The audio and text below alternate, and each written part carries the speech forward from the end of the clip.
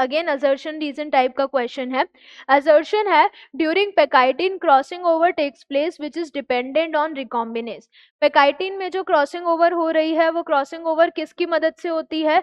एक multi enzyme complex है जिसको क्या बोला जाता है? रिकॉम्बिनेज। तो इस रिकॉम्बिनेज की मदद से एक्सचेंज होगा जेनेटिक मटेरियल का। रीजन है recombinase is the group of enzymes which is involved in the crossing over and crossing over is an enzyme dependent process. तो जो क्रॉसिंग ओवर है वो इस एंजाइम रिकॉम्बिनेज की मदद से हो रही है, क्योंकि जो रिकॉम्बिनेज एंजाइम है वो एक मल्टी एंजाइम कॉम्प्लेक्स है। मल्टी एंजाइम यानी बहुत सारे एंजाइम से मिलके बना हुआ। तो it is a multi enzyme complex.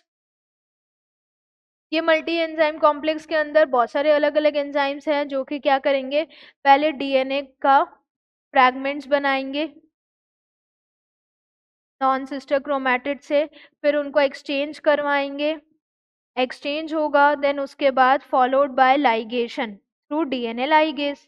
उन सेगमेंट्स को जोड़ दिया जाएगा ऑपोजिट सिस्टर क्रोमैटिड्स में, नॉन सिस्टर क्रोमैटिड्स में। तो नॉन सिस्टर क्रोमैटिड्स में इस तरीके से एक्सचेंज हो जाएगा।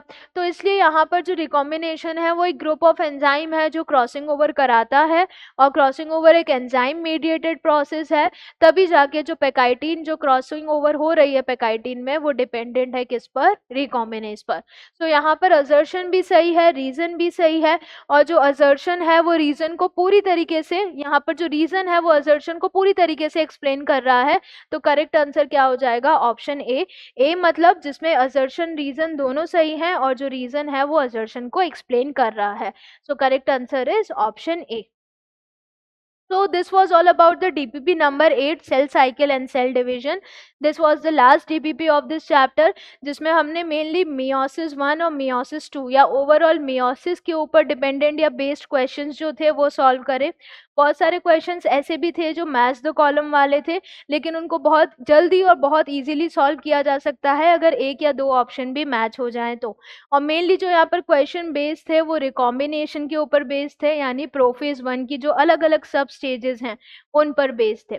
तो आई होप आपको आज का सेशन बहुत इजीली समझ आया होगा, और बहुत सारी टेक्निक्स के थ्रू आप आगे जाके स्टूडेंट्स की जो प्रॉब्लम्स हैं उनको इजीली सॉल्व करवा सकते हैं। Thank you.